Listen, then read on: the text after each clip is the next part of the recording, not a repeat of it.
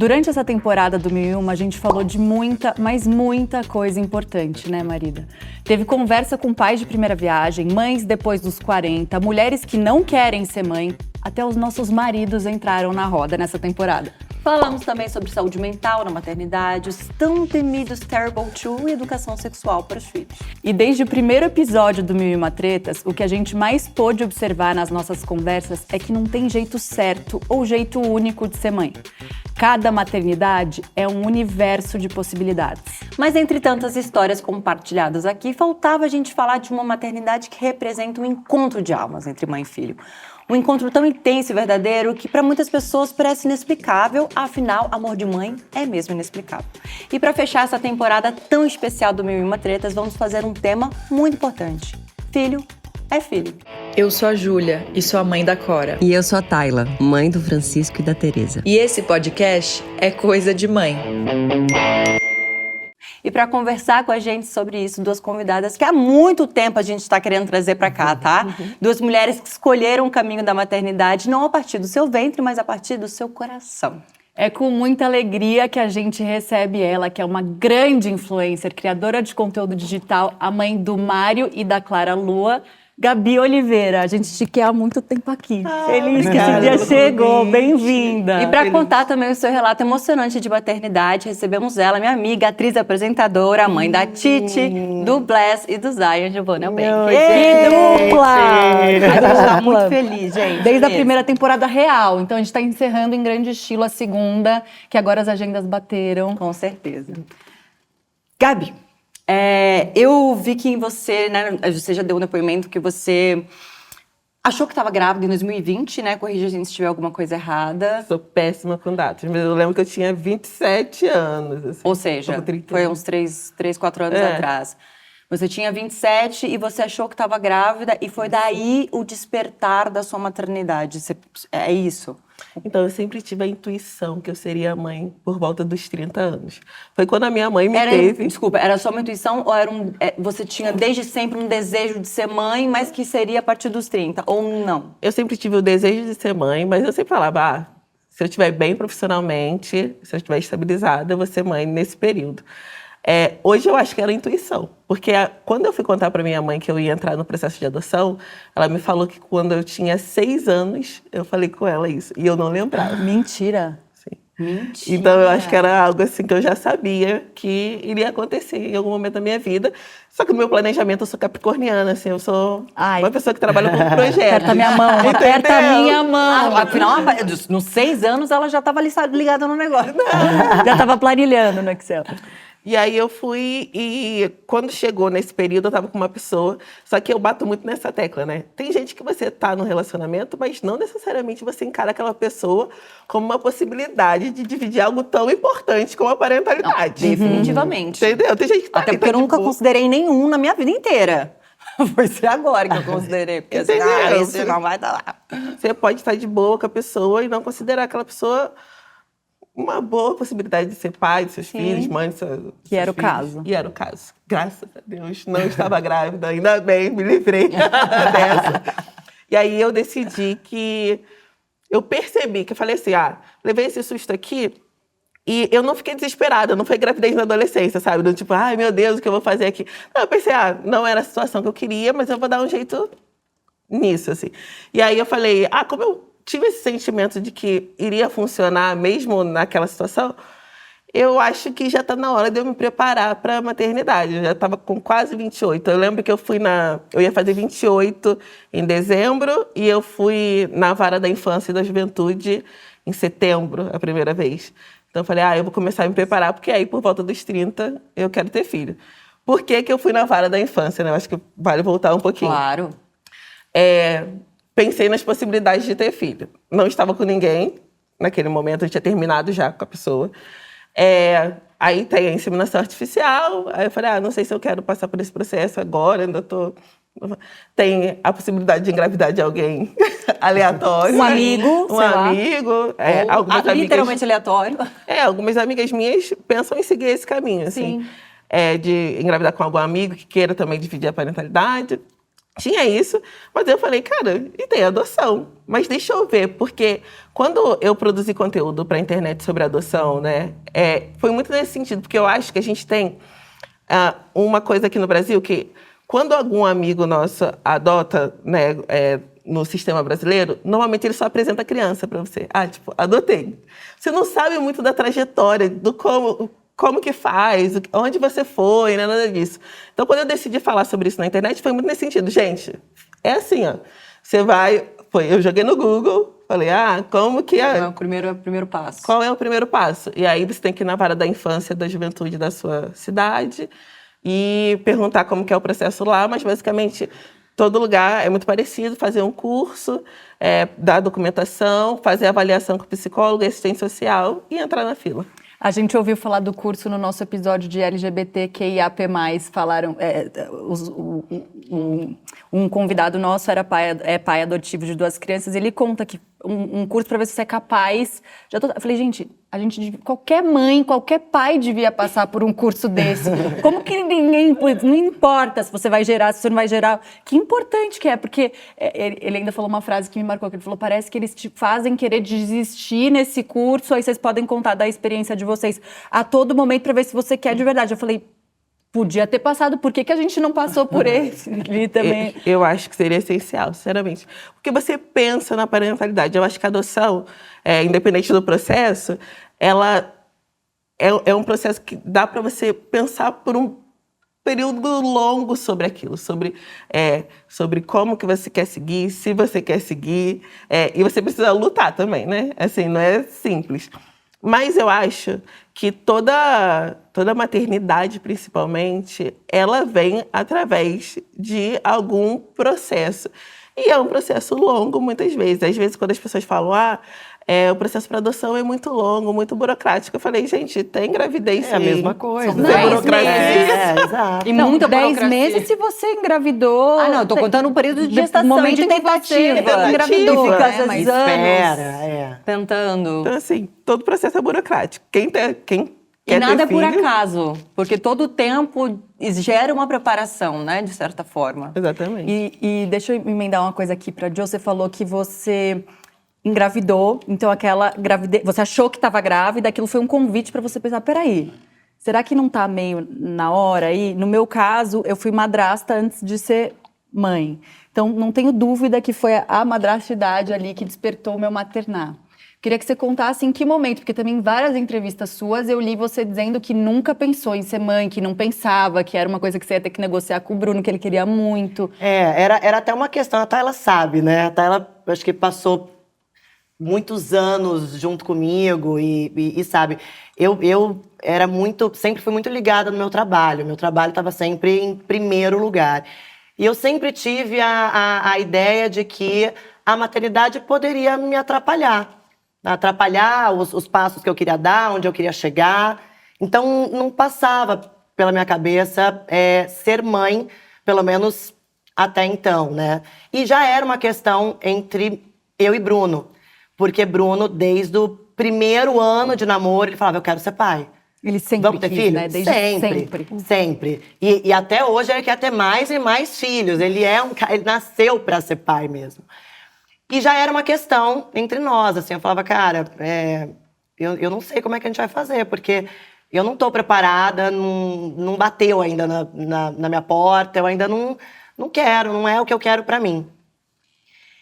E aí, numa viagem a trabalho, a maternidade aconteceu para mim de uma maneira realmente inexplicável, né? Como você falou no início, acho que tem coisas que são inexplicáveis na nossa vida e que tem que acontecer, né? Eu não queria ser mãe. Eu quis ser mãe da Tissomo. Foi a Tissomo que despertou a minha maternidade. E diferente de vocês, que geraram e que foi do coração também, eu conhecia a minha filha antes da gestação ou do processo. Então, foi um processo muito... Foi um processo muito doloroso, porque você imagina, você conhecer a sua filha E saber que você pode dar todo o amor do mundo para aquela criança Que seu e ninho não tá poder pronto ter pra ela nos receber. seus braços. Né? Então, foi um processo muito difícil para mim e para o Bruno. Foi muito dolorido. Foi o primeiro processo de adoção entre Malawi e Brasil. Então, a gente estava realmente no escuro. A gente não sabia o que ia acontecer. Primeiro, Se ia acontecer, primeiro da Se vida. ia acontecer. O primeiro, hoje em dia já tem mais de 50 processos que já aconteceram entre Brasil e Malawi. Mas foi o primeiro entre Brasil e Malawi. Então, os advogados daqui e de lá tinham que entender como que... Aprender, né? Exato. E a gente... O advogado de lá nos dava muita esperança, assim, sabe? Não, olha, esse mês a filha de vocês vai estar com vocês. E vocês vão poder levá-la para o Brasil. E foi mais de um ano, não foi? 1 ano e meio. 1 ano e meio que o quarto da Titi ficou pronto na minha casa. E eu olhava para aquele quarto e pensava, gente, a minha filha tinha que estar aqui comigo. Como é que ela não está aqui comigo? Mas, João, mas fala... Porque assim, você foi trabalhar aonde especificamente? Malawi também? No não? Malawi. Eu fui fazer uma reportagem no Malawi sobre uma senhora que ajudava crianças no Malawi. Ah, enfim. então tinha a ver, porque eu fico pensando, imagina, eu vou pra sei lá onde, qualquer lugar, e eu falo, vou visitar um abrigo. Daí você fala que você nem queria ser mãe, aí, tipo, eu queria muito entender como é que foi isso, sabe? Como é que foi esse encontro? Tinha a ver, então, essa reportagem com o lugar onde você conheceu? Não a tinha. Titi, ou você falou, Não tinha. tô aqui, alguém te falou, você falou, vou lá. Eu já contei essa história algumas vezes, né? Mas, assim, resumindo, eu fui fazer o trabalho e a gente... Eu fui em alguns abrigos, mas não para gravação. Vi muitas crianças. Eu sempre gostei de criança, apesar de não querer ser mãe, né? Em um deles específico, aconteceu algo inexplicável mesmo entre Foi eu e a quando Titi. bateu o olho assim, no foi olho. um momento que eu olhei para ela e parecia que a gente já se conhecia e parecia que ela já me conhecia e eu não queria ir embora e deixar ela ali. E eu não sei explicar. Não tem muita explicação. Não, era mais esse lugar mesmo do eu não quero ser mãe, não tô preparada pra ser mãe. Aí você vai fazer uma viagem e vai parar num abrigo, entendeu? Era esse o caminho do tipo... Não, é porque a gente acabou indo conhecer alguns abrigos. Sim, entendi. Porque a pessoa que eu fui entrevistar já ajudava em alguns abrigos. Então, eu fui em alguns lugares e nunca tinha me despertado nada, né? E com ela foi diferente. Foi dela que eu queria ser mãe. Quero até também agora emendar, que é também outra coisa que veio desse outro papo, que foi meio um esquenta para esse nosso aqui, né? Desse outro episódio que a gente gravou, que eu lembro dele falar, as pessoas também, falando da adoção num modo geral, tem a sensação de que você vai bater o seu olho na sua criança pela primeira vez e sinos vão tocar e você vai sentir esse amor que a Jo com ela aconteceu. Eu tenho amigas, aí tô falando mães que geraram, que o filho nasce e harpas tocam. No meu caso, harpas não tocaram. Eu construí o amor com a minha filha dia após dia. Queria saber como foi o seu encontro, porque eu li também que você fez bastante, ele começou via FaceTime, né? Chamadas de vídeo. E que eu imagino que, como tudo na maternidade, é o processo de cada um, né? Não necessariamente alguém que está no processo de adoção, porque eu não sei o quanto isso também...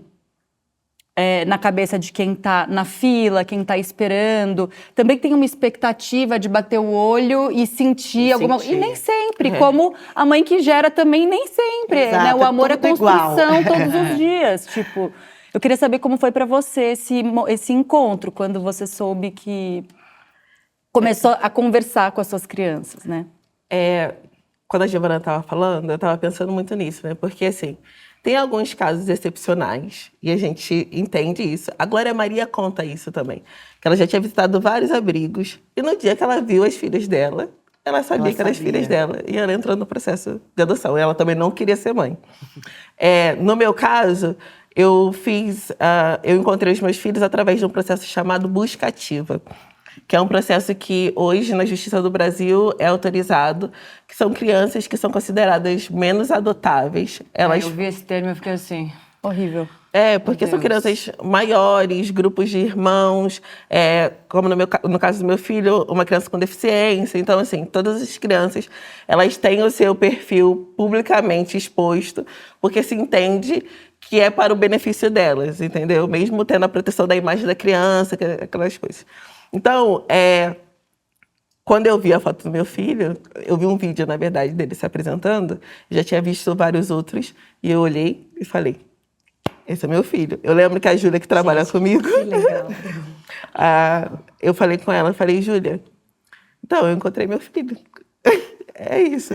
E eu lembro que a cegonha, né, que faz essa ligação entre as mães e as pessoas interessadas, as crianças e as pessoas interessadas, ela falou para mim assim, uma pessoa entrou em contato antes, então ela tem prioridade. Não, mas ele é meu filho. Meu Deus do céu, que difícil. Ela tem prioridade. Aí eu falei assim, não, tudo bem. Aí eu falei, Júlia, outra pessoa entrou antes, vamos ver, né? Você já sabia? Não, eu não sabia. nem se Eu fiquei preocupou? assim, ok, pode ter sido uma sensação errada. Okay. Mas aí, eu acho que uns 3 dias depois, ela entrou em contato comigo, falando que a documentação da pessoa não estava certa e tudo mais. E ela falou, você ainda tem interesse? Eu, sim, claro, é meu filho. É meu filho. Aí ela falou, então, ele tem uma irmãzinha, você sabe. Aí eu falei, os dois, são os dois, né?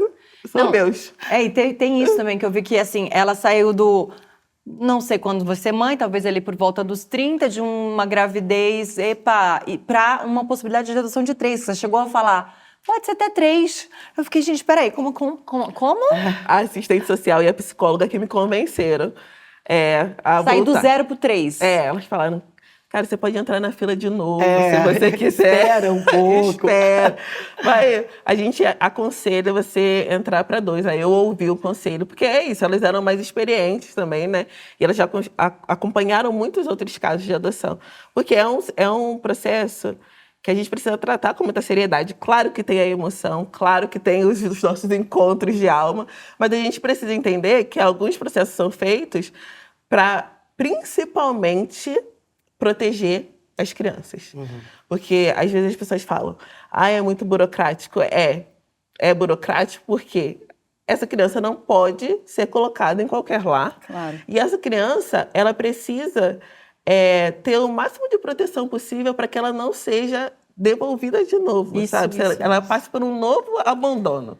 Então, a gente trabalha para que isso não aconteça. Eu quero até aproveitar aqui o gancho e fazer um apelo. Tem um lar na minha cidade chamado Lar Santa Filomena. É um lar de crianças mais velhas. E eu conheço eles há muitos anos, já ajudei muito, já visitei, fiz bazar, enfim, tive algumas ajudas, mas eu acabei de ter informação pela minha mãe que parece que vão fechar, porque está com uma dívida gigantesca. E um apelo, Lar Santa Filomena, eu espero muito que dê tudo certo. Eu aprendi muito sobre adoção e sobre maternidade, sobre amor ali. Inclusive, eu me lembro muito de uma das visitas, tinha uma menina que, se não me engano, tinha uns 3 anos, coisa mais linda do mundo, e ela estava sendo devolvida pela 2ª vez. Então, assim, como se explica para uma criança, depois de já passar por um possível abandono, porque tem, né, alguns casos, vários casos, né, para ela estar ali, e ainda ter sido devolvida 2 vezes. Eu nunca mais vou esquecer o olhar daquela menina naquele lar, assim. Uma criança de 3 anos. E as pessoas voltam com as crianças por motivos aleatórios. Chora muito. Olha que coisa, é uma criança. Vem passar uma tarde lá em casa. Assim, as pessoas choram muito. Não, a gente não se adaptou. Vocês tiveram todo um processo, né? As pessoas ainda assim acontece, entendeu? Então, por isso, quando a gente bate na tecla, né, que defende uma adoção legal, segura, é segura para a criança. E eu lembro que quando eu fiz o curso, uma das coisas que eles falam logo no início, vocês não estão numa vitrine. A prioridade do nosso processo não são vocês, são as crianças. Entende? Então, assim, você mudar de mentalidade. Não é o meu sonho somente.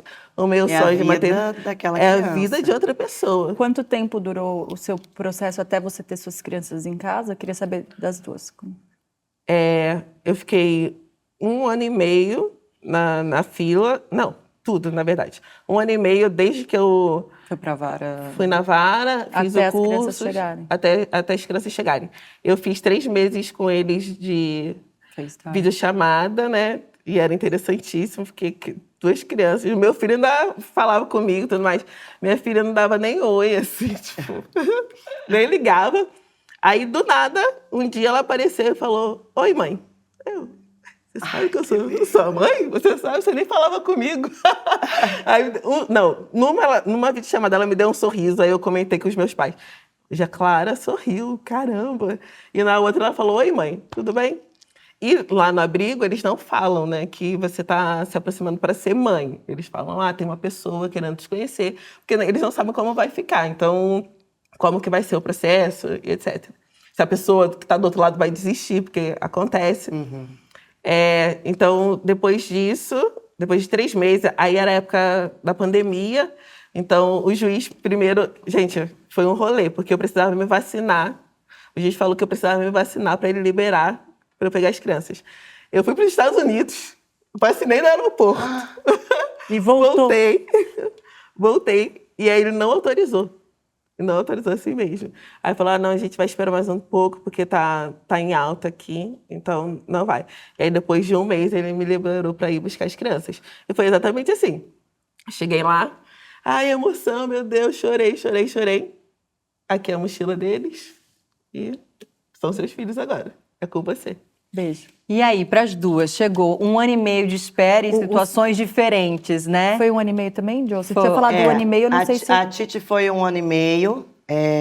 O processo todinho? O processo todo, né? Eu e Bruno, nesse 1 ano e meio, a gente foi mais de 10 vezes para o Malawi para visitar ela, né? Para poder ficar perto. E aí, o da Titi, em específico, a gente teve a adoção provisória.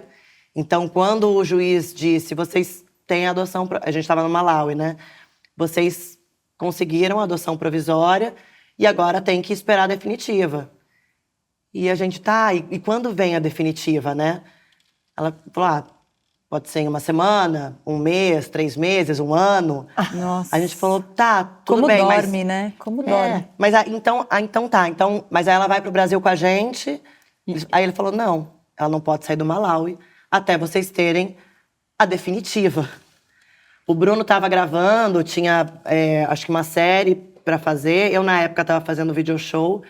Liguei para minha diretora na época, contei o que estava acontecendo. A gente não podia contar para ninguém, porque eles vasculham a nossa vida, né? Eles querem saber exatamente o que já aconteceu, o que acontece. E eles nos disseram que a gente não poderia falar sobre adoção, porque senão essa adoção poderia ir por água abaixo. E na época eu liguei para minha diretora, falei, olha, é o seguinte, diretora mulher, que já tinha filho também, tá acontecendo isso, eu sei que eu tenho um contrato com vocês, mas eu não vou voltar. Simples assim. Ela falou, Giovana, como é que eu vou falar isso aqui dentro?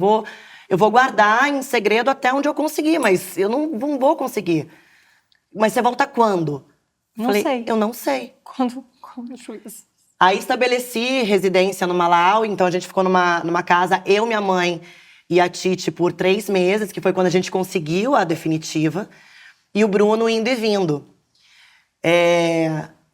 E foi tão importante também esse momento que você teve de 3 meses de falar com as crianças, e eu que tive de 3 meses dessa adoção provisória, porque a gente foi se conhecendo e se entendendo como mãe e filha nesses 3 meses. Eu no país dela, que foi tão importante. Eu me lembro desse período, óbvio que eu ficava angustiada, com medo, né? São muitas questões. Mas eu me lembro desses 3 meses, assim, como um dos momentos mais incríveis e profundos, assim, da minha vida, sabe? Que foi o momento onde a gente pôde vivenciar a maternidade. E eu conhecer ela e ela me conhecer como mãe. E depois de 3 meses, a gente veio para o Brasil. O Bless foi um pouco mais demorado, 1 mês e 8 meses. E o Zaya foram 9 meses de espera. E o Bless foi um pedido da Titi. Eu já tinha muita vontade de ter outro filho, porque eu tenho um irmão que é a minha vida, sempre foi meu melhor amigo. E eu nunca pensei em não dar um irmão para Titi, mas não era uma coisa de, eu quero outro filho. O Bruno, sim. O Bruno sempre. Quero 1, quero 2, quero 3. E isso, eu falo que o Blas, ele foi o único filho que foi pensado, a ideia amadurecida e que a gente foi atrás, né? A Titi foi uma maternidade que aconteceu de repente e que eu não sabia o que fazer com aquilo. O Zion foi uma gravidez também inesperada, porque eu não queria ter filho de barriga. E o Blas foi o único que foi pensado, aguardado, a gente com calma de encontrar esse amor. Mas foi também dolorido, porque quando a gente conhece o nosso filho, a gente quer Ele rápido debaixo em dos- casa é. e né, com os nossos olhos. agarrado, assim, exatamente. agarrado. É. Eu tenho E uma, foi ainda mais longo, né? Uau. eu tenho uma curiosidade sobre o puerpério de vocês, assim, o que acontece, porque chegam essas crianças em casa, né? Tem vários estudos científicos que a mãe do coração, ela tem puerpério como uma mãe que gestou.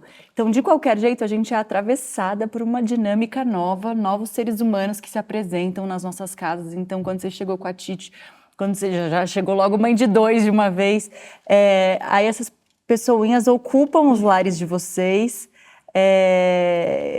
Como é que foi para vocês esse primeiro momento de adaptação? Como é que foi o puerpério de vocês na primeira maternidade? Aí vamos falar da Titi e você já mãe de 2 de cara. Então, existe a expectativa de quando a gente está conversando, de quando está naquela coisa do sou sua mãe, mas ainda não estou totalmente inserida nesse contexto. E existe a chegada. Eu falo que eu sou uma pessoa que não boto muita expectativa nas coisas. Mas eu lembro que eu tinha uma coisa que eu achava que os meus filhos iam chegar e a gente ia assistir todo dia, todo sábado de manhã, um desenho clássico. Eu não sei de onde que eu tirei essa... Eu amo as nossas expectativas, né? Tipo, As crianças vão chegar, eu vou assistir esse desenho com eles. Só que eles chegaram num nível de ansiedade gigantesco. Imagina, eu que tinha me preparado, que entendi o que estava acontecendo. qual eram as idades deles? O Mário tinha 8 8 e a Clara Lua tinha 4. Eu que tinha me preparado, que era uma pessoa adulta, o meu nível de ansiedade subiu muito. Imagina deles, né, que saíram de uma outra região do país, romperam com o abrigo, porque a experiência deles, né, eles estavam há quase 2 anos no abrigo. A minha filha entrou no abrigo com 1 ano e pouco. Então, a experiência que ela tinha de lá, de casa, era o abrigo. E eram as pessoas do abrigo. Meu filho, por muitas vezes, ele chorou de saudade, sabe? Das tias do abrigo. A gente ligava para elas no início, para ele falar com elas e tal. Então, foi um processo muito intenso. E eu acho que isso aconteceu no primeiro dia, na verdade. No primeiro dia, meu filho começou a chorar com saudade das tias do abrigo. Minha filha botou sabão no olho. E aí os dois começaram a chorar juntos. E o que eu fiz? Chorou junto. Clássico. A gente Clássico sabe do puerpério. Comecei a chorar. Falei, a menina não vai chegar mais, porque eu não lavava, ela não parava de chorar. Ele não, ele vai querer voltar pro abrigo, não vai dar certo. Aí chorei com eles. Aí eles chorando, botei um no colo, outro aqui do lado. Calma. Vamos respirar, calma.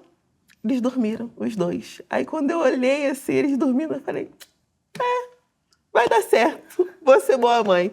Sabe? Tipo assim, ao mesmo tempo que aquele caos, e eu acho que isso conversa muito com a maternidade, né, da barriga, da gestação. Porque muitas mães que eu conheço, que eu converso, elas falam isso, daquele desespero de sair com a criança da maternidade. Óbvio. Claro. Das primeiras Porque noites. você também só conhece essa criança depois que você pare. Você tá conhecendo ela também, Saiu, né, você que- olha...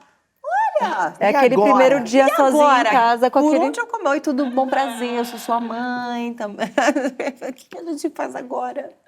E aquela expectativa, né? Você tem a expectativa daquele bebê, mas aí, às vezes o bebê não dorme. Quando a criança nasce, Hoje a gente acompanha alguns casos na internet, né? Que às vezes as crianças têm que passar pela UTI. O seu filho, né? Minha filha, Sua filha, né? minha filha, graças a Deus, não foi assim que nasceu, foi um pouco depois. Sim. Mas são inúmeros, né? Inúmeras adaptações, tudo novo. É a UTI, é o peito, é o leite, a amamentação, o rachado, o puerpério, né? Os hormônios, que está realmente ali uma loucura, você não sabe nem o que está acontecendo. Então, é isso, é um novo ser chegando na vida e é isso, né? Entrando nesse ambiente novo, fazendo o que passamos aqui pelo assunto do casal quando entra um terceiro triângulo, que também pode ser ou não um super desafio. Então, são muitos desafios, acho que em toda situação, né? Você que teve 3 maternidades, você não respondeu da Tite, eu quero saber esse primeiro puerpério que eu sinto pelas nossas rodas aqui, que o primeiro é sempre o mais avassalador. Mas entre os seus 3... É muito louco, assim, porque esse momento de adaptação meu e da Tite foi algo muito natural, foi algo muito... É difícil explicar, para mim foi fácil. Para mim, eu me transformei. E para ela, eu sempre fui a mãe dela, sabe? Foi algo muito natural que aconteceu. Então, eu não tinha muito receio de como seria a adaptação dela. A gente tinha muita certeza daquela nossa relação, sabe? O Bruno não. O Bruno teve que trabalhar mais para conquistar esse lugar na vida dela, assim como ele teve que conquistar também na vida do Zion, né? Acho que só depois de quase 2 anos que o Zion conseguiu, o Bruno e o Zion conseguiram ali ter uma relação. O Blaise, ele conseguiu ter mais relação, mas as minhas 3 maternidades, eu não tive muitas questões, assim, expectativas. E, além da amamentação do Zion, por exemplo, a minha gravidez foi muito tranquila. Eu não tive muitas questões com a gravidez, com a amamentação, foi orgânico, sabe? Eu acho que com o Blaise, por exemplo, a única adaptação que foi mais difícil foi a língua, porque ele já falava Chichewa, que é a língua do Malawi. Então, essa foi a adaptação maior, assim, entender o que ele queria, porque ele já falava, né? Entender quais eram o que ele precisava. Mas a Titi não falava, a Titi começou a falar comigo. O Zion também. As minhas 3 maternidades, eu digo, foram muito parecidas. Assim, sabe? Eu não vejo muita diferença entre uma e outra. A única diferença que eu, de fato, tive nessas 3 maternidades é que eu amamentei o Zion. E que isso era uma coisa que, na minha cabeça, era uma questão, porque eu queria muito ter amamentado a Titi, na época. O Blaise já era maior, o Blaise já tinha 3 anos e meio. A Titi era pequena e pegava no meu peito. E eu pensava, meu Deus, eu não posso dar o que ela quer. Então, para mim, isso foi uma questão, mas também eu não fui amamentada pela minha mãe e nem o meu irmão. A minha mãe não conseguiu amamentar a gente. Então, era algo que me confortava. Ao mesmo tempo que eu tinha essa questão comigo, eu tinha minha mãe que me confortava, falando, filha, tá tudo certo. Eu não amamentei você, eu não amamentei seu irmão. E existe relação maior do que a nossa? Não existe.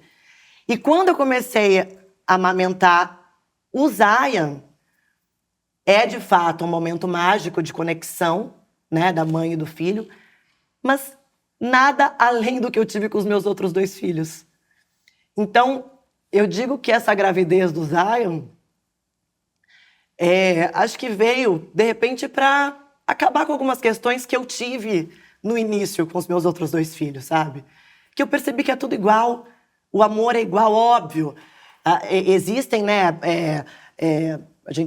A Titi, por exemplo, além da cor, não tem como falar que ela de repente não saiu de mim. Porque ela é toda eu. A gente tem os mesmos gostos, a gente... Se eu não contasse, se não fosse a nossa cor, ninguém iria desconfiar que ela não saiu do meu ventre. Já o Zion não tem nada a ver comigo. Absolutamente nada a ver, além da cor. Então, agora, o Zion é o Bruno, né? Total. E eu tenho muito mais a ver nas vontades, nos gostos, com Titi Bless do que com Zion, sabe? Então, eu percebi que amor é amor. E filho é filho. E não tem como fugir. Maternidade é amor, é convivência. Construção. É construção. Adoção é maternidade. Claro. Não existe uma separação, sabe? Então... E vale dizer que não existe esse lugar de como você é boa, como você é maravilhosa. A adoção não é caridade. Sabe? Não é caridade, é uma escolha de maternidade. E eu pendo muito Sabe, essa ouvindo, coisa- porque eu já... Na verdade, não falei exatamente isso, não achava isso, mas eu, como conheci, tive esse contato com o Lari, que foi durante muitos anos, minha família tem essa relação ali com o Lari e tal, e eu sempre pensei que a adoção, muito, talvez... sei lá, romantizando, mas nunca foi esse lugar, mas eu sempre pensava, porque eu nunca quis ser mãe. Aí, de novo, uma fala errada, porque eu falava, não quero ser mãe, talvez eu adote. Ou seja, você é o quê, querida? Exato. Então, mas isso eu já corrigi, tô contando, enfim, mas isso eu já... E é legal Tirei você do meu- contar que você cometia esse erro, Claro, que hoje cometia. você... Cometia muito. Falava, não, talvez vou adotar. Oi? Enfim, e aí eu sempre falei que se eu fosse ser mãe, seria através da adoção, porque eu tinha muita vontade de adotar. Ainda tenho, ainda falo, né, marido? Que eu tenho ainda muita vontade de ter um terceiro filho, um quarto, não sei. Estamos aqui. Pelo meio de adoção, pela via de adoção. Mas eu sempre achei que a adoção, por isso que eu tive agora e estou trazendo, era duplamente escolher o amor ali, porque você escolher, principalmente porque eu também gostaria de adotar crianças mais velhas, exatamente por esse meu contato que eu tive, eu acho que eu sempre tive esse lugar de ser uma escolha dupla de amor, assim. E eu estava errada, então. Eu acho que pode ser uma escolha dupla, assim como... Vou dar de novo um exemplo de uma mulher que não consegue engravidar e vai para a inseminação artificial. É uma escolha muito, Claro. sabe, incisiva. Porque você tem que disponibilizar de dinheiro, você faz um tratamento, você se enche de hormônio. Então, assim, é uma escolha pensada. Muita vontade, né? Muito afim também. Então, nesse sentido, eu acho que a gente pode pensar na adoção nesse lugar.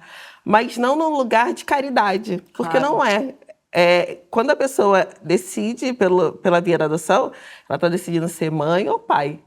Aqui no Brasil, a gente tem um histórico muito ruim, que é o do pegar para criar. Pegar para criar. Opa. Todo mundo já ouviu isso. Muito. Fulano de tal pegou fulano de tal para criar. Isso não é filho. Entendeu? Porque filho tem todos os direitos. Os nossos filhos têm todos os direitos. Se amanhã ou depois eu tiver um filho biológico, ele vai ter todos os direitos que os meus filhos têm. Que são os meus filhos, entendeu? Então, acho que a gente precisa tirar isso desse lugar da caridade e da bondade. Eu não suporto quando as pessoas vêm falar, ai, como você é boa, como que você é legal. Como você fez bem essas crianças. Não, elas que fazem a mim todos os dias. E isso é uma coisa muito comum, né, Gabi? Das pessoas falarem, ai, você é tão boa. Oi? Eu sou boa porque eu tive o Zion, por exemplo? Não tem diferença. Ninguém fala isso, ninguém fala. Exato. Isso é uma coisa também que me incomoda profundamente, assim. No início, eu explicava, tentava explicar. Hoje em dia, eu já fico bem irritada, assim, sabe? Eu falo, não entende nada, você não tá entendendo. Eu tenho uma curiosidade, enfim, porque eu tenho uma prima, Ju, te amo, minha única prima menina, eu sou de uma família de, sei lá, quantos mil primos homens, muitos. E ela é adotada, foi adotada. E a gente sempre existiu na família, ela sabe disso, um mimo a mais. sabe, por esse lugar de adoção. A Ju era sempre a mais mimada, ganhava mais presente, ganhava não sei o quê, por como um prêmio, alguma coisa, tentando suprir alguma coisa, eu acho que é assim. Vocês tiveram essa dificuldade de achar esse lugar? Eu não sei porque vocês, sua primeira e única maternidade já foram eles, né? E vieram juntos, então veio um, depois o outro. Não sei se tem algum lugar, me fala se tiver de fala, mas para você... existiu esse cuidado, simplesmente foi algo completamente natural, não tem isso. Porque realmente vinha da família, não da mãe, não da Sônia, né, minha tia. Mas a família toda tinha esse lugar de mimar mais, de cuidar mais, de tentar suprir alguma coisa. Comigo não tem diferença nenhuma, assim. Eu me lembro até que quando eu estava grávida, né, e quando eu não queria engravidar, eu tinha muito medo, caso eu engravidasse, eu tivesse um filho da barriga, eu tinha medo de fazer diferença disso, de querer dar menos a ele ou não amar tanto ele quanto os meus 2 filhos, né, mais velhos.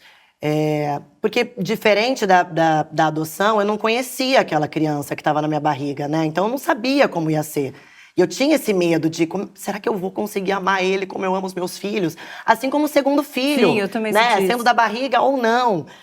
Mas, quando nasceu, eu vi que era tudo igual. E realmente não existe diferença nenhuma, assim, de mimar e nada. Os 3 são mimados. Muito mimados. Eu acho que muito tem personalidade de cada um, né? Porque você também falou do quanto você tem essa identificação muito maior do que com a Titi do que com o Zaya. Tem um episódio que a gente ama, que a Cláudia Raia fala que ela foi segunda filha e a vida toda ela se preocupou muito com a Sofia, que era a segunda filha dela. Então ela prestava atenção em quem... Para ela sempre dar o bom dia na Sofia. Então, assim, inevitavelmente... Ela sempre era a segunda, então ela fez... E para ela, dessa memória, né, para ela bateu em algum lugar e ela ficava ali lembrando de fazer o revezamento. Inevitavelmente, eu quando penso na possibilidade de um segundo filho, eu também falo, será que é possível eu amar um segundo ser humano do tanto que eu amo a minha filha? Essa questão é muito inevitável, louco, né? ou não sei, um medo de será que ama mais, ama menos? E eu achei muito lindo isso que você falou, e uma coisa que você falou antes que eu queria sublinhar, que você trouxe uma vulnerabilidade sua e um medo seu do tipo... como a sua primeira maternidade, né, veio do coração e você teve as 2 experiências, então você faz um comparativo muito bom e muito sincero e muito lindo do tipo, ter um filho da barriga depois me fez entender que eu vou até me emocionar falando isso pra você, porque eu achei muito lindo. Foi ver que eu tinha alcançado, o que eu sentia já era o amor maior que uma maternidade pode entregar. E talvez, e é muito legítima essa dúvida ficar na sua cabeça, se você ainda não tinha gerado um filho, será que quem gera sente mais, ama mais, tem um vínculo maior, porque amamenta, porque não sei o quê? A gente pode falar de uma coisa que a gente nunca viveu. E, de repente, você vive as 2 coisas, e eu tô toda arrepiada, você vive as 2 coisas e você fala... tô toda arrepiada, real. Você fala... Eu já sentia tudo. Não faltava nada. Então, é muito lindo você trazer essas 2 coisas no paralelo para quem está vendo de casa, né? Ou talvez para uma mãe que só tenha sido mãe via adoção e não biológica. Então, eu acho que a experiência pode ser diferente, Mas mas sempre eu não sei vai se ser. você teve essa sensação, Giovana. Quando eu encontrei os meus filhos, eu parei de ter vontade de ter filho da barriga. Porque eu já... Tinha encontrado seus filhos. Já, tipo assim, falei, caraca, eu cheguei no topo. Então, eu acho que quando você traz, eu acho que é do tipo... um topo similar. Estamos todos aqui no topo, sabe? Não é uma questão de... eu preciso... A gente fala isso com mães, com mulheres que não querem ser mães, né? Porque a gente sabe, é um amor incrível, mas se a pessoa decidir passar por ser isso na vida, ela vai passar. Tem esse episódio aqui. Porque eu acho que escolhem... eu acho não que vem ter filhos. muito também de fora, né? Esse sentimento também, assim. Eu sinto que no início da minha maternidade, com a Titi e com o Bless, eu queria provar para todo mundo que aquele amor era um amor legítimo. Era um amor de mãe. E isso é muito louco, você precisa provar. Porque as pessoas não acreditam.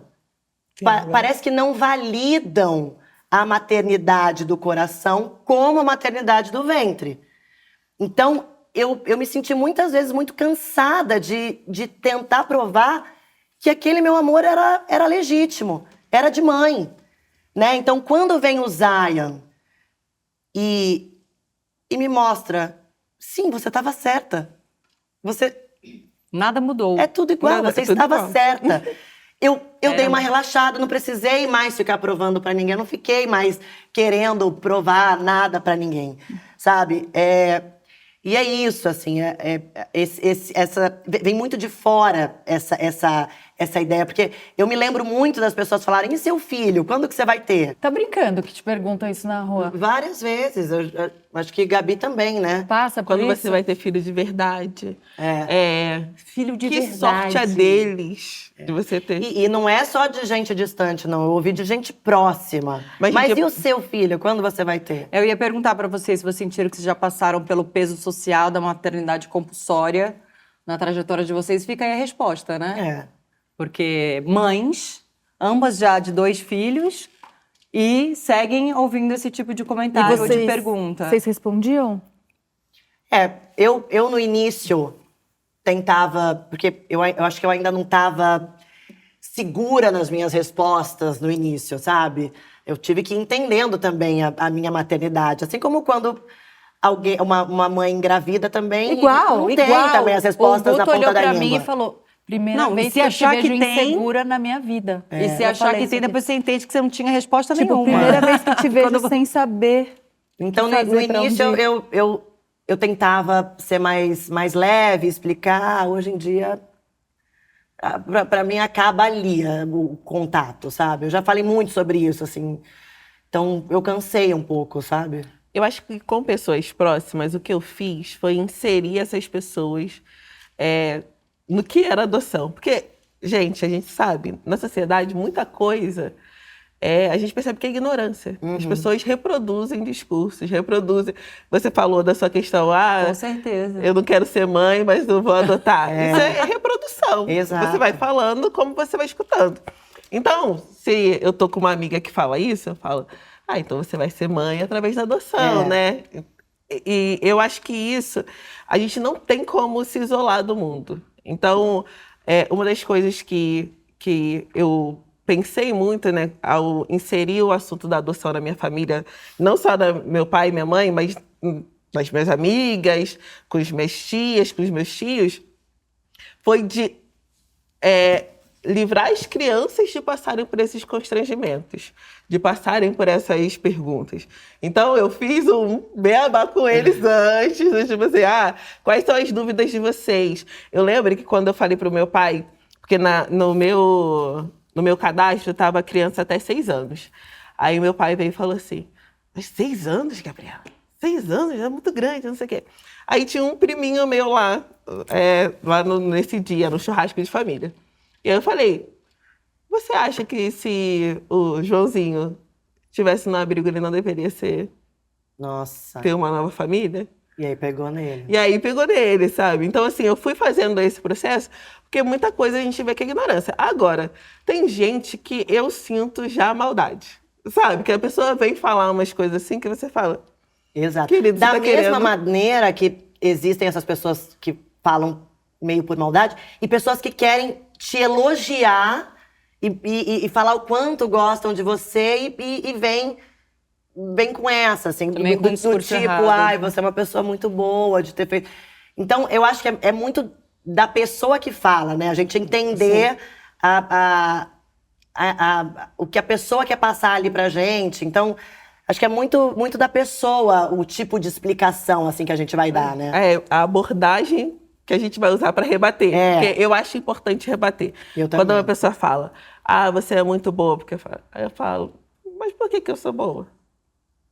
Não, eu só escolhi ser mãe. Você fala isso para alguém que tá grávida? Gente, ninguém chega pra uma grávida e fala, Ai, como você é boa. Mas deve ser muito exaustivo. Aí também vou te porque- falar que é bem ao contrário, tá? Vou te falar por experiência própria de quem não gostou de estar grávida, amor, que, nossa senhora, eu sou o capeta na terra. Porque assim, como assim você não gostou de estar grávida? Como assim? Como as pessoas assim? questionam. Entendeu? Então também é um oposto completamente. É tipo, bem complicado. É uma coisa, deve ser uma coisa meio exaustiva de ter que educar, né, todo mundo que tá em volta ali, do tipo, mas por quê? É isso que você fala, você trazer a sua família, inserir no contexto, mas quando vem um comentário que você entende Como maldade, né? como maldade, né, e aí você ainda, é mais um job pra mãe, né, tipo assim, você tem que explicar pra aquela pessoa, educar aquela pessoa, pontuar. mas tem coisa que não tem jeito, Não né, tem gente? jeito, Não tem jeito. não tem jeito, é Mas isso, eu né? acho exaustivo também, assim. Deve ser exaustivo Eu demais. acho cansativo. Eu acho. Eu me vejo nessas situações, assim, toda semana, sabe? Eu acho exaustivo. Acho chato, sabe? Enfim. Mas é por Mas isso é que é isso, bom, a gente. né? Não, e é por são isso as que é bom a batalhas gente que a gente conversar. escolhe, né? Não, e é por isso que é bom a gente ter conversas como essas, assim. Porque às vezes a pessoa que comenta, é isso, tá só na ignorância. Ela vai assistir, vai entender que não Vamos é torcer para que seja a grande maioria, né? entendeu? Vamos torcer Não é pra que legal seja. falar dessa forma. Eu tinha visto que você tinha feito essa introdução, nessa apresentação, essa troca com seus familiares e amigos, mas eu tinha lido muito num contexto de rede de apoio. Essas pessoas foram sua rede de apoio? Você teve uma grande rede de apoio? Você acha que fundamental, importante no seu processo? Foi fundamental. Inclusive, os meus pais, né, eles fizeram entrevista também, uma entrevista com a assistente social e com a psicóloga, porque eu entrei no processo de maneira solo, né? Eu sou mãe solo. A gente Então, vale ressaltar. Com então, enquanto você está, né, passando pela avaliação, elas perguntam quem vai ser. De novo, pela proteção da criança, né? Elas me perguntavam, se você ficar doente, com quem as crianças vão ficar? Aí eu falava, minha mãe e meu pai. Então são essas pessoas que a gente vai entrevistar. Porque o sistema é feito para que essa criança não passe por um novo abandono. Então, se eu morrer, com quem essas crianças vão? Para onde essas crianças vão? Quais são as pessoas que vão poder cuidar delas para que elas não tenham novamente um rompimento, né, familiar, etc. Então, eu inseri as pessoas porque eu entendi que seriam as pessoas que estariam junto comigo. Eu tenho uma família que essa ideia de comunidade é muito presente, sabe? Eu sempre pude contar com as minhas tias, sempre pude contar com os meus tios. Eu lembro quando ela falou assim, se você ficar doente, com quem você vai deixar? Tem uma lista aqui. Tem uma lista de pessoas que vão aparecer na minha casa para ficar com o outro. Eu ainda estava na ideia de 3, né? Aí elas, mas 3? Quem vai ficar com o outro? Então, Então você vem de uma família grande. Vem de uma família grande e bem unida, presente. né? E unida. O terceiro ainda está nos planos? Racionalmente, não. Mas Já intuitivamente. Gente, igual, eu sou igual. Que nem Minha quem me tia sonhou que eu tava igual. com... As pessoas me perguntam do segundo, eu falo não. Aí eu tô respondendo não aqui pra ela Falando e no assim, meu coração sim. eu tô daqui a pouco.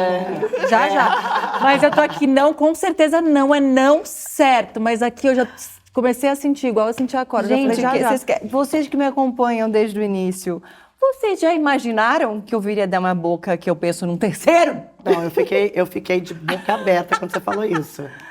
Ai, gente, a maternidade fez isso com a gente. Uma transformaçãozinha bem pequenininha de leve que acontece. Só que do avesso, né? Você vai uma pessoa nova. A gente antes estava comentando, né, dos 2 desafios. A gente perguntou muito focado nesse início, nessa chegada. Mas antes a gente estava falando dos desafios que as outras idades e os outros momentos e fases da criança se apresentam. Como o Terrible 2. E você... escapou um pouquinho, né? Mais ou de menos, leve, mais de ou leve. Vai ter spoiler de outras coisas que a gente ainda não chegou. E a gente estava falando dessa fase que, meu Deus do céu, como é difícil. Você considera essa fase a mais difícil? Dentro das suas... Com certeza, assim. A Titi pegou um pouquinho. O Bless chegou com 3 anos e pouquinho.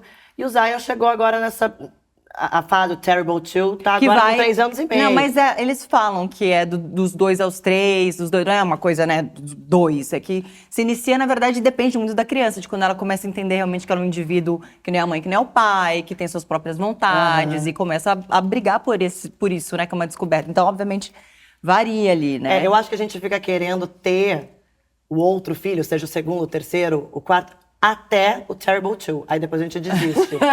Aí quando chega, a gente fala, nem fudendo. Não vou ter outro nem fudendo. Até esquecer, né? Porque Até, depois exato, até passar e falar, eu quero. Eu tava falando com a Gabi antes, eu tava falando assim, quero muito, mas não sei, não tenho coragem. A Cora ainda tem 2, daqui a pouco esquece tudo e vai e tal. E ao mesmo tempo eu tava falando pra ela agora, não, porque a Cora tá numa fase muito deliciosa, não tá, o Chico também não tá. Eu falei, tá, mas é porque você não tem uma neném de 6 meses no colo. Amor, quando você tem uma neném de 6 meses que fica bah, bah, bah, bah, aí você fica, tipo assim, socorro, tô assim, completamente alucinada, apaixonada. O Terrible 2 foi... O Terrible 2 já, entendeu?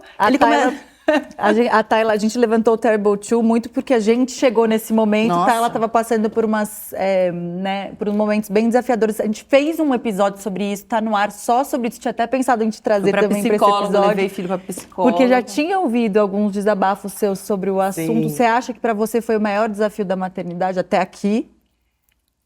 Eu acho que tá sendo muito difícil. Muito.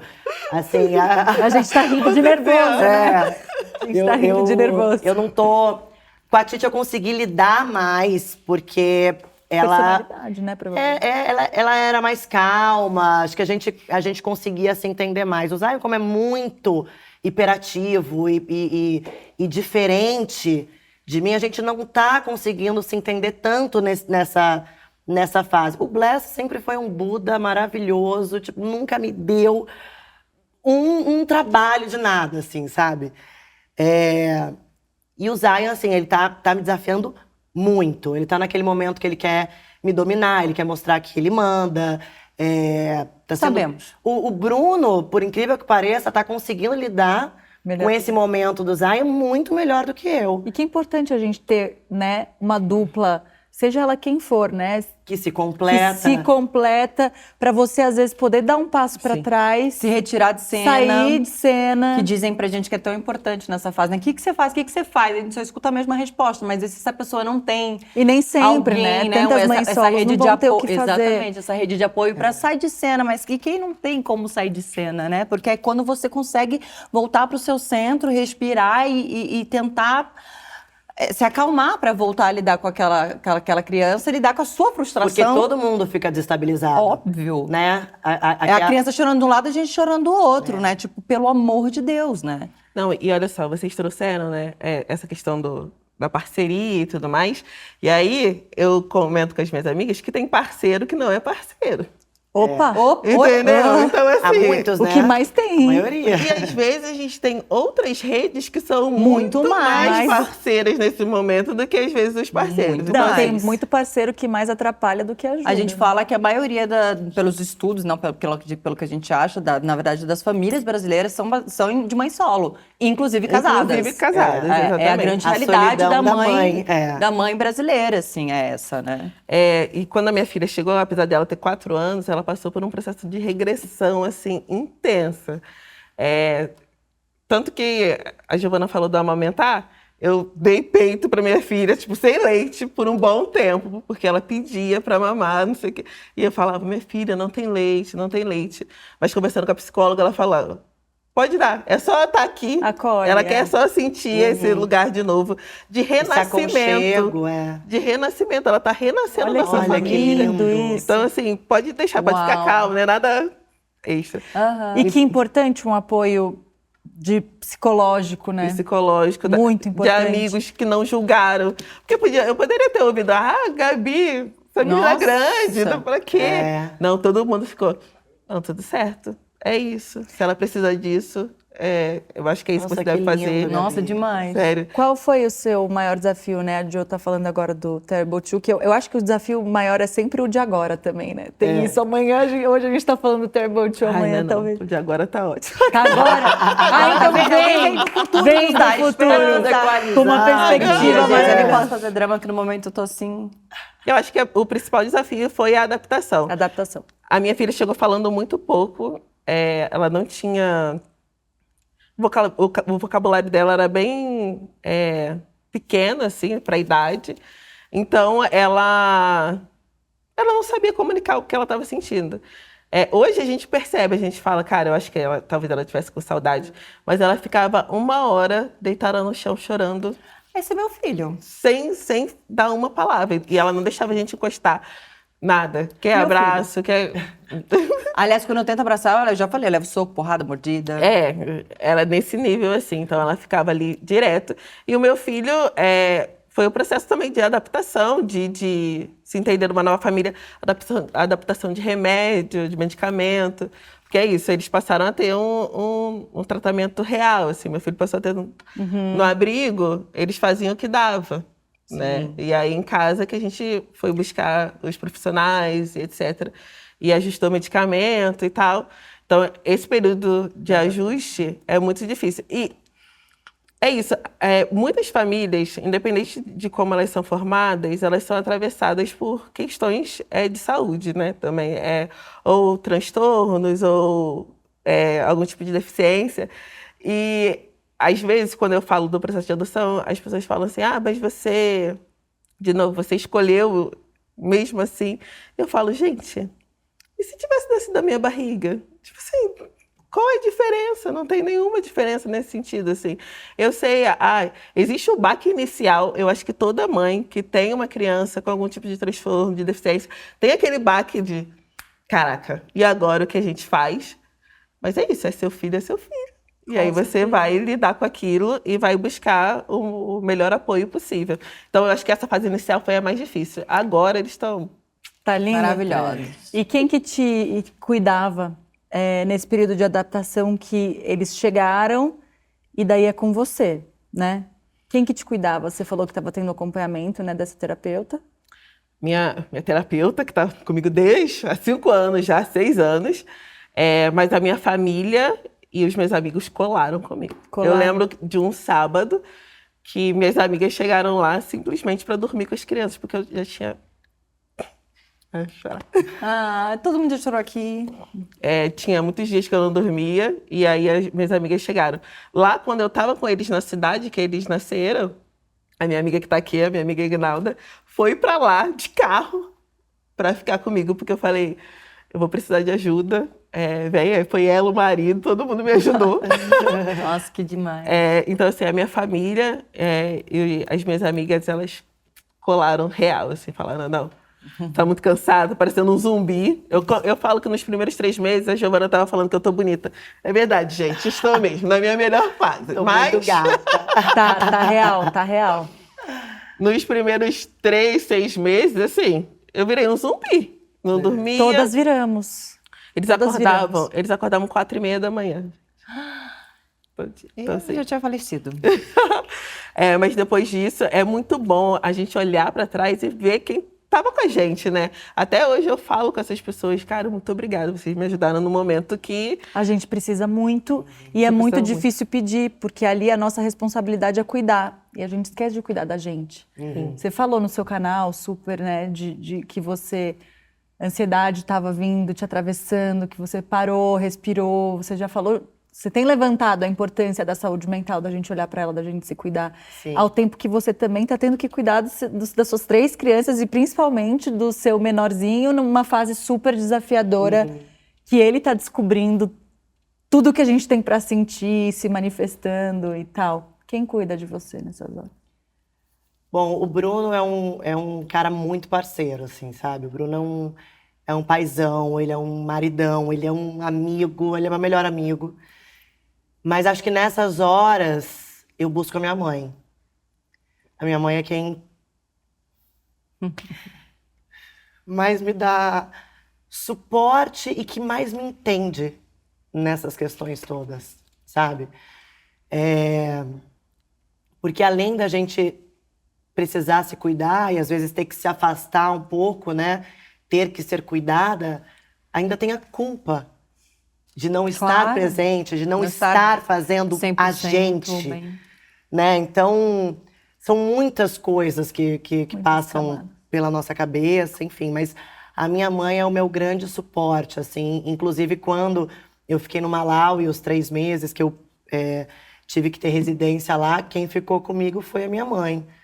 Ela largou tudo também e foi morar comigo esses 3 meses, sabe? Então, eu tento essa relação que eu tenho com a minha mãe, eu tento trazer para os meus filhos também comigo, sabe? Você sabe que você e Fiorella são culpadas da crise que eu entrei com a minha mãe. Que graças a Deus já saí, né, mãe? Minha mãe tá morando em casa já há 40 dias, eu tô amando. Eu amo a sua mãe, você sabe, né? Minha mãe ficava fazendo pãozinho de queijo pra Giovana, entendeu? Mas é porque na minha infância, e todo mundo que veio ali dessa primeira e segunda infância da minha convivência, todo mundo tinha uma realidade muito parecida de família, de mãe que não foi tão presente porque estava ali trabalhando de noite para sustentar o filho, não sei o que, e não tinha esse contato de amizade, de troca, de intimidade, que eu vi muito com você e sua mãe, e vi muito no da Fiorella com a mãe dela. E foi ali. E lá que em casa também, você vê? Mas é que você veio depois na minha Ah, vidinha, sim. né? Então, eu tô falando lá de 2007. Eu não sei se você lembra desse episódio que ficou muito marcado pra mim. Uma vez você foi dormir, a gente veio pra São Paulo e você foi dormir na minha casa. E aí, Eu lembro. Não, lembro só, pode ser melhor te contar. Eu lembro a única vez que eu fui dormir na sua casa aqui. Era domingo, e meus pais colocaram café da manhã, porque domingo a gente tomava café da manhã, todo mundo junto e tal, e você não quis descer. E aí eu fui lá no quarto e falei, o que aconteceu, Tayla? Por que você não quer descer? E você começou a chorar na minha cama e falou, eu não tenho ninguém que cuide de mim. Eu me lembro muito disso e ficou muito marcado pra mim. Era sempre cenas que, sei lá, mexiam muito comigo, porque eu nunca tive café da manhã de domingo, nem de nenhum outro dia da semana. Não tinha, assim, nem café da manhã, nem almoço, nem jantar, enfim, cada um comia. Até hoje, eu como na cama, vendo TV, agora com o filho, falando assim, comendo a mesa com seu filho. Eu falo, tá, tipo, né, então, aprendendo essa outra maternidade. Então, eu lembro que quando eu comecei a ver outros formatos de relação de mãe e filho, lembro, quando você falou agora, eu lembro perfeitamente que foi você com a sua mãe. E depois a Fia com a mãe dela, eu falava, aí que eu entendi, aí que eu comecei a entender um tanto de buracos e de faltas, e que pra mim era um lugar muito comum, eu não tinha outra referência, não tinha outra referência pra comparar ou pra sentir. Então foi ali que foi bem marcante, importante pra mim. Chegou um momento que a gente adora e que se consagrou na segunda temporada do 1001. A gente tá falando, é claro, do Saque da Mãe. Aquele momento em que escutamos vocês que acompanham o 1001 Tretas falando de forma sincerona aqui sobre as suas experiências da maternidade. E você que acompanha a gente, quer participar do quadro Saque da Mãe? Então é só mandar o seu vídeo pra gente no e-mail contato@1001tretas.com.br. E hoje quem vai compartilhar a história com a gente é a Daniele Andrade. Bora assistir. Vamos. Olá, tudo bem? Meu nome é Daniele Andrade e qual que é a minha treta com a maternidade? Foi descobrir a sobrecarga materna. Antes de ser mãe, a gente não tem a real noção do que é essa sobrecarga e, de fato, quando a gente vira mãe, que a gente sente a adição desse papel na nossa vida e como isso impacta no nosso dia a dia, na nossa rotina, nas nossas escolhas, no nosso livre-arbítrio, né, na nossa liberdade e na nossa rotina, que para mim foi assim o impacto mais pesado. Eu comecei a perceber que, junto com essa sobrecarga, todo o meu processo de organização de rotina, todo o pensar do meu dia a dia, precisava levar em consideração questões como carga mental, né, esse volume gigantesco de coisas que a gente tem para fazer, como a própria culpa materna, que me assolou muito. Hoje é mais tranquilo, mas doeu muito em mim, né, o fato de ser uma pessoa que era workaholic, de repente tem uma criança, e a própria sobrecarga, né, esse peso que a gente só sente quando a gente é mãe de verdade, e a jornada contínua, né, as noites de amamentação, o trabalhar o dia todo, chegar cansada em casa e ainda ter que fazer o jantar, terminou o jantar, tem que fazer a tarefa com a criança, terminou a tarefa, tem que ir lavar a louça para deixar tudo pronto para outro dia. Então, essa sobrecarga, que é a minha treta com a maternidade, é de fato essa sobrecarga. Agradeço muito espaço. Tava com saudade de vocês. Um beijo, tchau, tchau. Até Obrigada, que Dani. demorou pra gente entrar nesse assunto. 1 hora de episódio aqui, a gente ainda não falou da sobrecarga, Isso é um do bom trabalho. sinal, viu? Sinal que a gente está positiva. A gente não está falou. maravilhosa. Até porque você começou falando que o seu pensamento de não quero ser mãe vinha muito desse seu lado workaholic, de alcançar os lugares e que você queria alcançar e as conquistas. E quando aconteceu esse encontro, você simplesmente... Desapareceu. Nada mais era importante além de mim e da minha filha. Isso voltou em algum momento, porque eu falo que eu tive uma gravidez muito difícil, mas depois que meu filho nasceu, óbvio, a gente já sabe do desafio, neném, choro, eu tenho uma rede de apoio gigantesca, mas a amamentação, mas eu acho que a minha dor, meu único momento de dor, depois que meu primeiro filho nasceu, foi num lugar de me reencontrar profissionalmente. Foi tipo, tava tudo certo, eu realmente saí da maternidade já querendo um outro filho, não sabia quando, mas já queria, já falava, foi tudo ok, mas eu tive meu momento de dor, a gente falar, cara, mas cadê aquela Tayla que eu demorei tanto para conquistar os meus espaços, meu trabalho, minha profissão, como é que eu faço? Cadê ela? Por onde, assim... você teve esse momento? Vocês tiveram esse momento, Gabi? Porque a gente não falou muito do antes do seu trabalho, do quanto isso afetou a chegada dos seus filhos, o quanto afetou essa sua profissão, né? Nossa, eu sempre me considerei uma ótima profissional. Capricorniana, sou assim, A gente nasceu pra isso. Eu nasci pra... Eu fui treinada a minha vida toda. A minha mãe, apesar dela ter falado, né, que com 6 anos eu falei que seria mãe por adoção e tudo mais, ela sempre me treinou para ser independente. E eu acho que a ideia da maternidade é uma ideia que prende a gente em muitas coisas. Não adianta a gente falar aqui que não prende, porque prende. A gente fez essa escolha, a gente sabe disso. É ótimo. Eu sou uma mãe melhor do que eu sou profissional. Assim, eu olho assim e falo, caramba, sou uma mãe legal, sou uma mãe dedicada. É a minha dedicação. Mas eu lembro da minha vida antes da maternidade. E era uma vida de liberdade, e hoje é uma vida onde tudo que eu faço eu tenho que pensar. Para vir aqui, eu tive que olhar minha agenda, aí eu achei que tinha uma atividade na escola, aí eu tive que pesar, tem alguém que pode ir na escola para mim? Será que vai ser muito importante? Você não vai à padaria. Entendeu? Quanto mais Sim. até São Paulo para gravar um negócio que passar o dia fora. Eu não consigo ir à padaria sem essa ginástica mental de quem vai ficar, quem vai levar, o que vai comer, o que vai não sei o quê. A gente tem que pedir autorização para tudo. Tem um meme na internet que fala: ser mãe é voltar a pedir autorização para sua mãe. Sair de casa. Mãe, você pode sair de ficar. casa, você pode ficar. Ou seja uma rede de apoio paga, Sim. você tem que conversar com essas pessoas E para a chegar no disponibilidade consenso. delas Não existe Assim, mais nenhum dia onde você possa fazer simplesmente o que você quer. Não. Mas vai chegar, né? Eu falo. Assim, eu Não, mas amo aí quando acompanhar. chegar já é o ninho vazio já, né? Mas eu aí não já fico- dá uma outra dor, né? Mas eu não tenho essa acho. coisa de tempo, passa devagar. Não, eu tô curtindo aqui agora Eu essa também não fase. tenho isso. Ah, Eu adoro. Cada dia que passa eu acho que fica mais legal. Mas eu vejo a minha relação com a minha mãe hoje, eu falo, caramba, olha só que relação legal. Eu quero ter uma relação assim com os meus filhos quando eles Eu não crescerem. quero que ele saia de casa, não quero que ele case, nem que ele se apaixone, nem que ele namore. nem Que isso!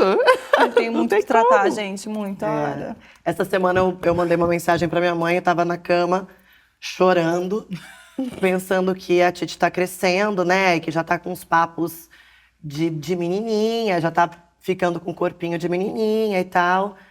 De pré-adolescente, né? Menininha não. E aí eu comecei a chorar na minha cama e mandei uma mensagem pra minha mãe. Eu falei, mãe, eu tô com muito medo de perder minha menininha. Aí minha mãe falou assim, filha, você já perdeu. Ela não é mais a menininha. Ela já se transformou em outra... E todas as fases são maravilhosas. A gente fica apegado mesmo. A gente tem medo de perder aquilo, aquela conexão que a gente tem com a criança, né? Mas todas as fases são maravilhosas. É que essa primeira infância, a gente é o mundo deles, né? Mas de repente, passada essa primeira infância, eles vão pro mundo. Ai, é A muito gente difícil. deixa de ser o centro não da... quero falar sobre isso, não. Tá muito legal o nosso papo aqui. Eu, hein? Vai pra mundo nenhum. É muito difícil. Mas eu tenho a impressão que eu vou ganhar um adolescente muito legal. Meu filho tá com 11 anos também, então assim... Aí eu fico olhando os gostos já aparecendo, sabe? Aí eu falo, ai, caramba, daqui a pouco a gente vai, sei lá, num show juntos. A gente, entendeu? Você vai construir eu sou uma outra muito relação, apegada. assim. Eu sou muito assim. nem Eu sou muito... A É. vida vai se encarregar, A vai dar vida tudo se certo. encarrega. Eu sofro, eu fico sofrendo em cada fase, assim. E a sobrecarga mental que ela estava falando ali como maior treta para ela da maternidade, né? O que vem junto e que você só descobre na hora que o filho chega em casa. Eu acho que essas últimas crises de ansiedade que eu tive, que foram se intensificando muito durante esse ano, é porque eu estava trabalhando, né? Estava muito fora de casa. Bruno estava gravando fora. E eu não tinha tempo de comer um queijo quente que eu queria, sabe? Então, são muitas demandas, né? Que um filho tem e que a gente tem que suprir, né? São demandas emocionais, acadêmicas, psicológicas. Então, é muita demanda que a gente tem. E imagina, com 3 filhos de idades diferentes, com questões Momentos diferentes, porque cada um tem uma questão diferente. E demanda uma energia completamente diferente, né? E aí, eu intensifiquei a terapia, né? E acho que o que eu mais falo ali é... Quando será que eu vou conseguir, sei lá, escolher o filme que eu quero ver? Será que eu vou conseguir Encontrar ter isso as de amigas, novo? normalmente. Agora você me entende, tá? Mas bem feito. Porque as minhas amigas sempre reclamaram muito que eu não encontrava, que eu não ia, porque eu realmente não conseguia. É uma carga. Gente, e a gente tá educando um ser pro mundo. São 3 vidas. Não dá pra gente bobear. Não dá. Né? Então, e existe uma diferença, né? Entre ter um filho e criar um filho. E eu acho que sim. todo mundo aqui está escolhendo criar. Exato. E por mais que a gente está num lugar onde a gente paga pessoas para ajudar. Eu nunca mais eu amava cozinhar, gente. Eu nunca mais cozinhei depois que as crianças chegaram, porque não dá tempo. Se eu cozinhar, eu tô... eu tenho Você outra tem coisa. que Escolher as prioridades uma Vou vez. escolhendo. Mas se você realmente escolhe criar uma criança, né? Conversar sobre valores, conversar sobre... Passar mesmo, transmitir aquilo que você quer para ela. Por mais que você tenha uma rede de apoio, companheiros, etc., a carga fica com você. Ninguém faz por você, ninguém faz como você. Tem ninguém que... A não ser que você não queira, né? Se você só tem o seu filho sem participar da criação dele. Mas se você participa, desde... Essa semana eu compartilhei nas redes sobre a escolha da escola, mudar ou não de escola. Se é você que pensa nisso, gente, escolher escola, você ainda não está nessa... Eu escolhi, acabou de começar. Você tem que pensar em tantas coisas. Nós dois temos crianças negras, então Exato. assim, são outras questões ainda.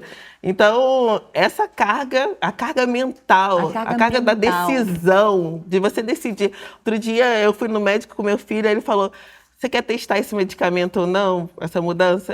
Meu Deus, eu que vou decidir isso? Eu que sou. Ninguém vai decidir por mim, não. Mas eu não sei o que é pior, porque assim, são muitas escolhas o tempo todo, aí voltar na Cláudia Raia de novo hoje, porque tá fresco, que eu assisti esse episódio esses dias. Ela fala, mas aí chega a hora que eles começam a escolher por si só e a gente não pode falar nada, a gente só observa e reza. Então eu não sei o que é pior, que é tudo difícil. Que horas que vai aliviar pra gente? Nunca. Eu fico pensando, quando que a gente dorme? Eu queria dormir como meu marido dorme. Que sono pesado é esse? Da onde vem esse sono? Essa tranquilidade. Só fecha a porta e dorme. E dorme. Ou então só pega vai a mochila trabalhar. e vai pra academia. É isso que eu ia falar. Ou então só vai trabalhar. Eu ir pra uma academia, eu preciso fazer uma logística pra conseguir 1 hora de academia. Não, a academia você ainda foi de boa, assim. Pega a mochila que o seu também viaja pra trabalhar, o meu muito. Pega a mochilinha e vai trabalhar. Eu falo, cara, ele não tem nem curiosidade de perguntar tá? É uma loucura, Quem né? é que vai na natação no meu lugar, uma vez uma que vida eu sou o paralela. cara que vai pra Exato. natação e eu tô indo viajar? Quem vai ocupar esse... Não, ele não pensa em ninguém pra Porque a ocupar o carga lugar. mental, É em nossa. 99,9%, é da mãe. Com estrutura, rede de apoio paga ou não, a carga mental é da mãe, né? Bom, gente, esperamos muito por esse episódio. Vocês pediram muito, era um dos temas mais pedidos aqui. Esperamos as convidadas que a gente queria, mas chegou ao fim. E a verdade é que toda e qualquer escolha de maternidade deve ser respeitada quando ela é feita com amor e empatia.